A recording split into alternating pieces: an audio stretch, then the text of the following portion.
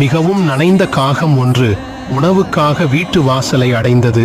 அங்கே கனிவுடன் இருந்த ஒருவர் அதற்கு உணவை படைத்தார். எனினும் காகம் அந்த உதவிக்கு பதில் அளிப்பது எப்படி என்பதை அறியாமல் இருந்தது. மனிதன் காகத்தின் பரிதாபகரமான தோற்றத்தை கண்டபோது விரைவில் ஈரால்களை தயார் செய்து காகத்தின் ஈரமான இறகுகளை உலர்த்தி உணவு படைத்தார். காகம் முழுமையாக குணமடைந்ததும் நேர்மையான மனிதன் அதை மீண்டும் இயற்கையோடு கலந்துவிட்டார். ஆச்சரியமாக அடுத்த நாள் ஒரு நாணயத்தை ஜன்னல் வழியாக கண்டுபிடித்தார். அந்த நாணயம் காகத்தின் கொடையாக இருந்தது.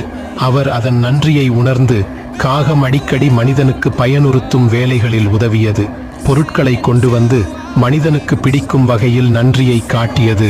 அடிக்கடி அவனது சாப்பிடும் போதும் வெளியே செல்லும் போதும் உதவியது.